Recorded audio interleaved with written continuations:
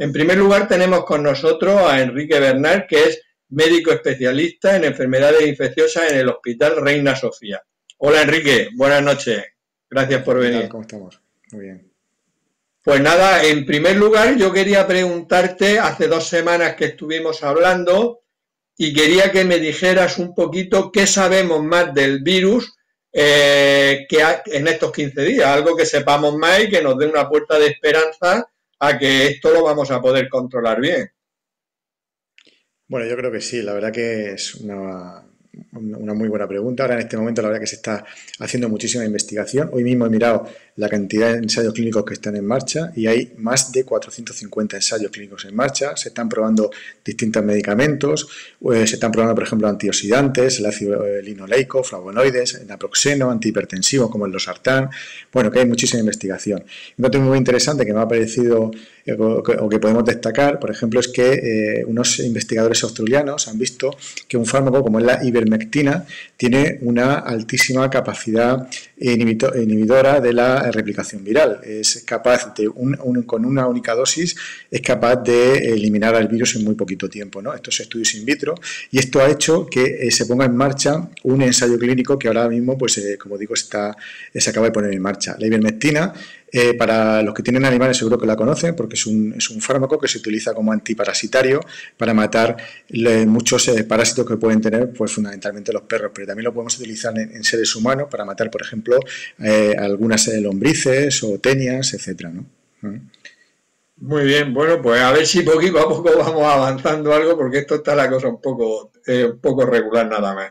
Vamos a ver una cosa. La Organización Mundial de la Salud nada más que habla de muchas cosas, pero resalta de manera importante el tema de los test.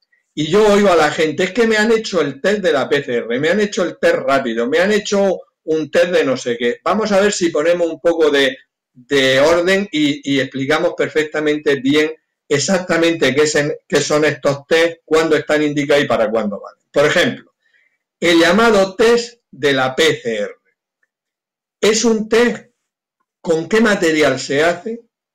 ¿Para qué sirve el test? ¿Y cuándo estaría indicado hacerlo? Muy bien, bueno, pues el test de la PCR viene de las siglas en inglés que significan reacción en cadena de la polimerasa. Es una técnica ya pues antigua, de los años 80 aproximadamente, que la función que tiene es amplificar el material genético y de esta manera poder detectar materiales genéticos que aparecen en muy pequeña cantidad. Es una técnica que la estamos utilizando, pues se utiliza muchísimo en medicina, específicamente pues, para detectar distintas enfermedades. Y que el problema que tiene la técnica, que es una técnica que es laboriosa, necesitas un aparato específico que se llama termociclador, necesitas personal preparado para poder determinarla y el material que se obtiene pues se puede obtener de cualquier muestra, ¿no? En concreto para el coronavirus el material proviene fundamentalmente de las muestras nasofaringias, que estas se obtienen de forma muy sencilla a través de un hisopo que se introduce por la nariz o bien también se puede introducir por la boca para llegar a la parte posterior de la faringe, y que se obtiene, pues el material que obtenemos ahí se lleva al laboratorio, se procesa y ahí se obtiene este material genético que, como digo, pues necesitas un personal muy preparado. La técnica es muy sensible, tiene una sensibilidad bastante alta y sobre todo es muy específica porque detecta específicamente el material genético del virus. El problema que tiene fundamentalmente es que necesitas, aparte de personal específico, personal preparado, necesitas tiempo. Es raro que en menos de 2-3 horas podamos tener un resultado fiable, ¿no? Esto pues sería solamente si hiciéramos una única muestra. Imagínate si tenemos que hacer muchas muestras, ¿no? Pues nosotros ahora mismo para obtener un resultado de los pacientes que tenemos en la planta necesitamos entre 15 y 20 horas como mínimo, ¿no? Los test rápidos, a diferencia de esta técnica, pues son test que perdona un momento. Entonces, el test de la PCR lo que nos dice de una manera muy sensible, lo digo por si yo lo he entendido bien, es que esa persona tiene el virus y por lo tanto está infectada. Sí, efectivamente. Más que sensible es muy específica. Tiene lo que se llama un valor predictivo positivo muy alto. Si la técnica te dice que tienes material genético del virus, tienes material genético del virus, por lo tanto, estás infectada por el virus. Vale. Exactamente. Y el problema es que tarda 4 horas, que en principio, bueno, pues claro, al hacer muchísimas pruebas sería un problema, pero que tampoco es un tiempo exageradísimo, ¿no? Claro, si fuera solamente una única muestra, pues no habría ningún problema. El problema es que se envían muchísimas muestras al laboratorio y pues entran en cola y probablemente pues necesitamos muchas horas para poder tener resultados. Como digo, en nuestra planta podemos esperar hasta 12, 14, 16 horas el resultado de una muestra y eso la verdad que enlentece muchísimo el manejo de estos pacientes, ¿no? Vale, pasemos a otro test, que también creo que vale para el diagnóstico, que es lo que llaman test rápidos. Las mismas preguntas, ¿para qué sirven, la fiabilidad que tienen, el material, etcétera? ¿Y qué determina ese test rápido? Bueno, dentro de los test rápidos hay dos tipos de test. Bueno, se llaman así rápidos, no porque se obtengan rápidamente, porque la misma técnica de PCR se puede obtener la muestra muy rápido. En menos de 5 minutos podemos obtener la muestra. El test rápido se llama así porque en muy poquito tiempo tenemos el resultado, aproximadamente en 15 o 20 minutos. Y hay dos tipos de test rápidos. Unos test que detectan los antígenos. Los antígenos son, por decirlo así, las proteínas que tiene el virus en su superficie. Y otros test detectan los anticuerpos, que son los anticuerpos que generamos nosotros contra el propio virus, ¿no? Vamos a centrarnos en el de los antígenos. Sí. Vamos a centrarnos en el de los antígenos. ¿Para qué sirve ese test? Bueno, el test detecta ya directamente los propios antígenos del virus, ¿no? ¿De dónde los detecta? Pues fundamentalmente de las muestras donde suele estar el virus con mayor frecuencia, que suelen ser las muestras a nivel nasal, en las faringias y el tracto respiratorio, ¿no? Entonces, estas técnicas se basan en un test que es de inmunocromatografía en papel, que es una especie de plataforma donde tiene pegadas las proteínas del virus, si vamos a detectar los anticuerpos o anticuerpos específicos que van dirigidos contra el virus, si vamos a detectar los antígenos, que es de lo que estamos hablando. Funciona de manera similar a lo que pasa, por ejemplo, con un test de embarazo, ¿no? que detectan esas moléculas que aparecen típicamente en el embarazo, ¿no? El problema de los antígenos es que son técnicas muy poco sensibles, tienen una sensibilidad por debajo del 50%. Esto quiere decir que cuando hacemos la técnica se nos pueden escapar muchos pacientes que tienen la enfermedad y esto hace que no sean buenas técnicas para hacer un cribado, para hacer un screening. En cambio, sí que son específicas, es decir, que si la técnica sale positiva, indicaría que con alta probabilidad que ese paciente va a tener el virus, ¿no? Tiene lo que se llama un valor predictivo positivo alto, pero el problema es la sensibilidad y por esto no nos sirve para hacer un screening, para hacer un cribado, ¿no? Vale. En cambio, la otra técnica... Sí. Sirve también el test rápido de los antígenos, sirve también para hacer el diagnóstico, ¿no? Sí, el diagnóstico sí es positivo, pero que tiene un 50% de fallos, por decirlo de alguna manera.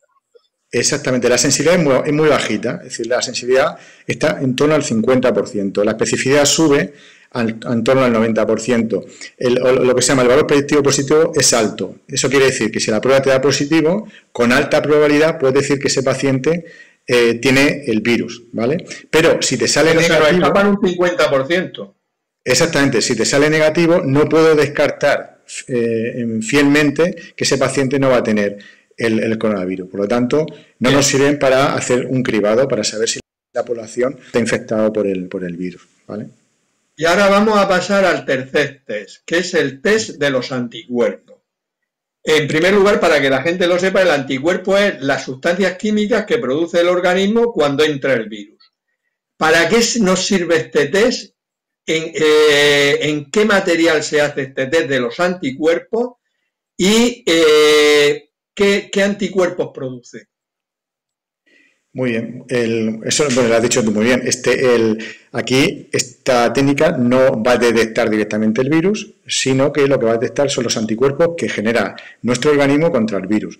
Entonces, si sale positivo, no podemos decir que tenga la infección, simplemente podemos decir que ese paciente ha pasado en un momento la infección, porque detecta nuestros anticuerpos que se han generado contra contra un virus. ¿Qué material se utiliza? A diferencia de los anteriores, que se utilizan muestras nasofaringias, aquí lo que se utiliza fundamentalmente es la sangre, que es donde están los anticuerpos. Esta técnica también tiene una especificidad muy alta, indicando que si aparecen en algún momento determinado el paciente ha pasado la enfermedad, y la sensibilidad, a diferencia que las técnicas antigénicas, es mucho más alta, está en torno al 70-80%, pero esto va a depender de los tipos de anticuerpos que se midan y del tiempo que ha pasado desde que uno adquiere la infección.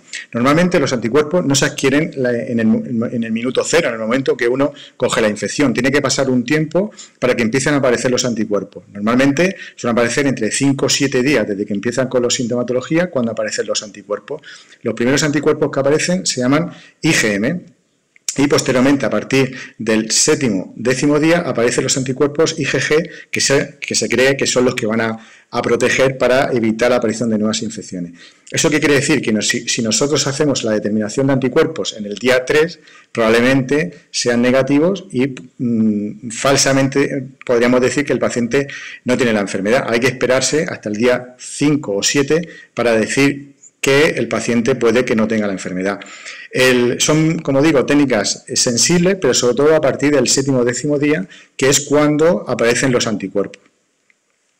Si se hiciera este tipo de test de los anticuerpos a la población en general, nos daría una idea de cuántas personas han pasado la enfermedad y cuántas durante un periodo determinado, que no sabemos exactamente ahora cuánto es, serían inmunes, por decirlo de alguna manera, porque ya tienen esos anticuerpos, ¿no?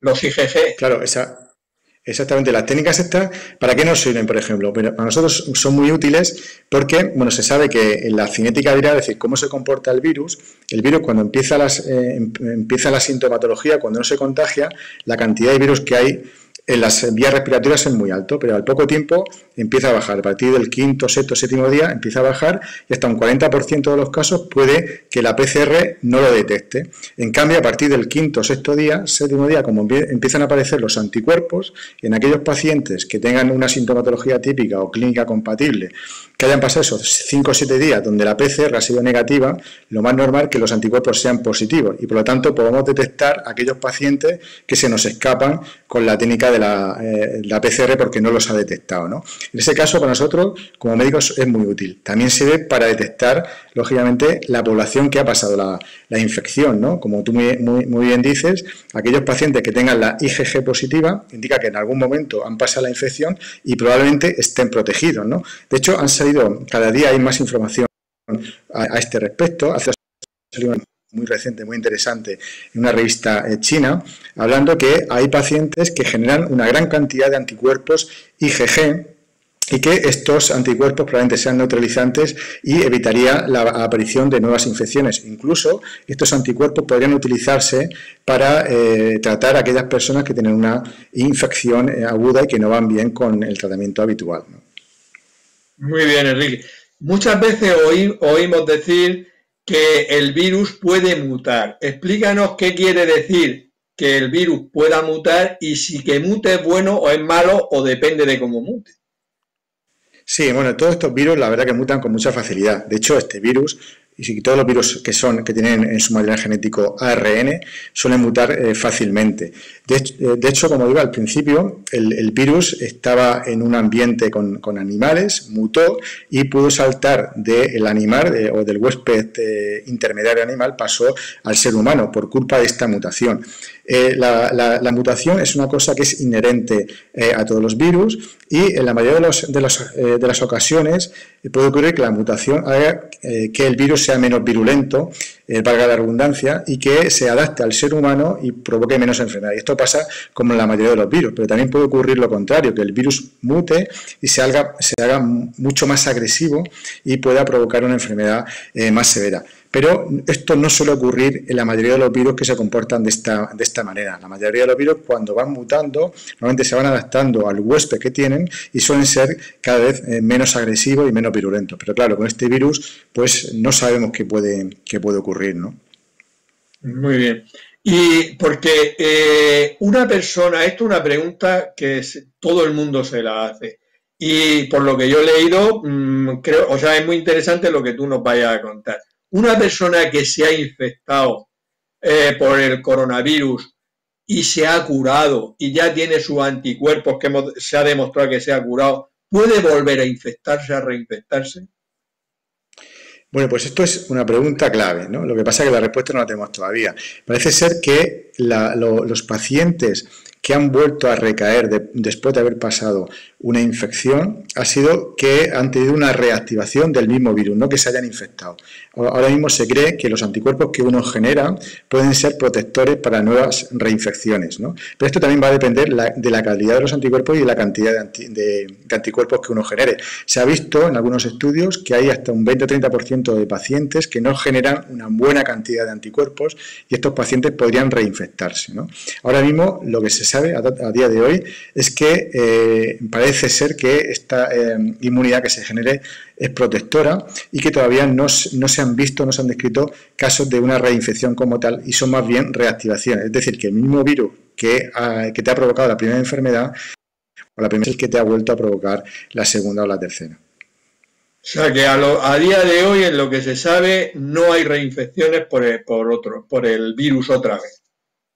Exactamente, eso parece, ¿no? Que es más bien que tu propio virus, el mismo virus que te ha provocado la primera infección, no se ha curado del todo y ha vuelto a reaparecer, ¿no? De hecho, por ejemplo, el caso del paciente cero italiano fue un caso muy, muy comentado porque este mismo paciente, después de haber estado curado, 3 semanas después de haberse curado, volvió a recaer en la infección, en la enfermedad, y se comprobó que era el mismo virus que le había provocado la primera infección, ¿no? Una cosa que todo el mundo tenemos miedo es a que esto vaya, tenemos la esperanza de que esto vaya mejor, pero tenemos miedo de que luego en el otoño pueda haber una segunda oleada. ¿Que esto es un riesgo real y qué podríamos hacer para evitar ese riesgo? Bueno, el riesgo es totalmente real. Efectivamente, ahora mismo se está intentando contener al virus, evitar que... estamos ya en la segunda fase, la fase 2, que el objetivo es fundamentalmente intentar controlar la infección, que no vaya a haber más infecciones, que no aparezcan nuevas oleadas. Pero es difícil ahora mismo prever lo que va a pasar, por ejemplo, en otoño. Si no atendemos lo que ha pasado con otras epidemias similares, aunque no es exactamente igual, una similar fue la epidemia de la gripe del 1918. Aunque la gripe ya hemos dicho que no es exactamente igual que este virus, pero sí que se tuvo un comportamiento similar en cuanto al grado de contagiosidad y la vía de contagio, ¿no? La gripe del 1918 hubo 3 oleadas. Una primera fue igual que ahora, abril-mayo. La segunda oleada fue en otoño aproximadamente de ese mismo año, y una tercera oleada fue al año siguiente, ¿no? La tercera oleada fue menor que la segunda y la primera fue mayor y estuvo relacionada con el grado de inmunidad de la gente. Cuando se inmunizó la gente, se inmunizó todo el mundo, la tercera oleada fue menos intensa y al final el virus terminó desapareciendo. Fue en torno en 1920 aproximadamente cuando se apareció ese virus de la gripe, el H1N1, el famoso virus de la gripe española, ¿no? Si habla uno con los expertos en epidemiología, medicina preventiva, salud pública, etcétera, todo el mundo teme que pueda haber una segunda oleada, lógicamente cuando bajen otra vez las temperaturas y el virus tenga esa mayor capacidad, tenga un ambiente más propicio para poder transmitirse, ¿no? Es difícil preverlo a estas alturas, pero todo el mundo es consciente de que eso puede ocurrir. Lo más importante que vamos a hacer nosotros ahora mismo es intentar continuar con esta medida de contención en la medida que sea posible, continuar llevando las medidas de aislamiento o mejor dicho distanciamiento social, mantener esta distancia de seguridad de 2 metros, lavado de manos continuo, etcétera, y a ver si poco a poco el virus va a ir desapareciendo, la cantidad de contagios van desapareciendo y a ver si tenemos suerte y después del verano no vuelve a haber otra oleada, pero ahora mismo a priori es difícil saber lo que puede ocurrir, ¿no? Bueno, vamos a ver si tenemos suerte. ¿Qué sabemos últimamente del coronavirus y las mujeres embarazadas y los niños que están naciendo ahora? Bueno, es un tema que se está cada vez más estudiando, no hay muchos datos. Las mujeres embarazadas y los niños se pueden contagiar exactamente igual. Parece ser que la posibilidad de tener más aborto, tener malformaciones, no es mayor que en la situación normal. Sí que se ha visto que ha habido embarazos pretérminos, etcétera, y que no hay mayor mortalidad por tener el virus en estas circunstancias, ¿no? Lógicamente estas mujeres tienen que tener las mismas precauciones que la población general en el momento que hayan adquirido la infección. Lógicamente tienen que estar aisladas y hacer un seguimiento muy estrecho de su embarazo, ¿no? Pero ahora mismo, con los datos que hay, no tenemos información de que pueda provocar, por ejemplo, malformaciones como sí ocurría con el virus Zika, ¿no? Que sabéis que producía fundamentalmente microcefalia y otras alteraciones al nivel del sistema nervioso central. Con este, de momento, no se sabe. Y para terminar, Enrique, bueno, tú has comentado al principio que se están haciendo muchísimos estudios. Vosotros mismos estáis participando en un ensayo clínico con determinados antivirales. Cuéntanos un poquito qué estáis haciendo y qué futuro le veis a ese ensayo. Sí, pues bueno, eso es una apreciación muy buena. Nosotros estamos haciendo, hemos puesto en marcha una propuesta para hacer un ensayo clínico a nivel nacional en pacientes con infección con el coronavirus, porque hemos visto que los pacientes con infección por VIH o se infectan menos o se infectan igual que la población en general. Pero teniendo en cuenta esto, muchos de estos pacientes no suelen desarrollar complicaciones ni terminan pues acabando en la UCI o teniendo mortalidad, a pesar de que son pacientes de por sí inmunodeprimidos, son pacientes donde la infección por VIH pues ataca fundamentalmente a las defensas, en concreto a los linfocitos TCD4, y a pesar de esto pues ni tienen más infecciones que la población general ni tienen más complicaciones. Esto puede ocurrir por su sistema defensivo, pero también puede ser por el propio tratamiento que están tomando, ¿no? Hay varios tipos de tratamientos que están tomando. Uno de ellos son lo que se llaman inhibidores de la taquistasa inversa, análogos de nucleósidos, otros de la proteasa, etcétera. Hemos visto que la gran cantidad de pacientes, la mayoría de los pacientes con infección por VIH toman un tipo de inhibidores de la taquistasa inversa, análogo de nucleósidos, que pueden tener un efecto antiviral contra el coronavirus. Entonces hemos hecho una propuesta para tratar a estos pacientes con COVID-19 con fármacos antivirales, en concreto con tenofovir y entrecitavina, y se va a combinar con el fármaco que se usa habitualmente para tratar a estos pacientes, que es la hidroxicloroquina, ¿no? Además de esto, hay una propuesta del Ministerio en donde estamos también participando, en el cual el objetivo principal que tiene es para proteger al personal sanitario. Sabéis que ahora mismo pues, el personal sanitario somos un personal muy vulnerable, tenemos un porcentaje muy elevado de compañeros que se han contagiado, entre el 10 y el 15% aproximadamente de los compañeros se han contagiado, y entonces se están poniendo en marcha distintos estudios con el objetivo de evitar el contagio en este personal, ¿no? Y uno de ellos es tratar al personal sanitario con una medicación que puede actuar previniendo, ¿no? Que son esta combinación de antirretrovirales, tenofovir y entrecitavina, en combinación con la hidroxicloroquina, y se va a comparar distintas ramas. Otra rama tendrá esta misma combinación y otra rama tendrá placebo, ¿no? Esperemos que en poquito tiempo podamos tener resultados de este estudio. Muy bien, pues Enrique, muchísimas gracias y ojalá no tengamos que hacer más programas sobre el coronavirus, pero en fin, tal y como van las cosas, a lo mejor tenemos que hacerlo. Lo mejor sería que esto se terminara y nos viéramos en la calle. Es un deseo más que una realidad, pero bueno, buenos deseos también tenemos que tener. Muchas gracias por estar con nosotros nuevamente, Enrique. Muchas gracias a ti, Juan, y encantado de estar aquí, y contigo estoy de que espero que se acabe pronto el coronavirus, pero efectivamente va a ser difícil que se acabe antes del verano, o incluso tengamos que venir a hablar del mismo después del verano y en otoño, ¿no? Esperemos que no. Esperemos que no.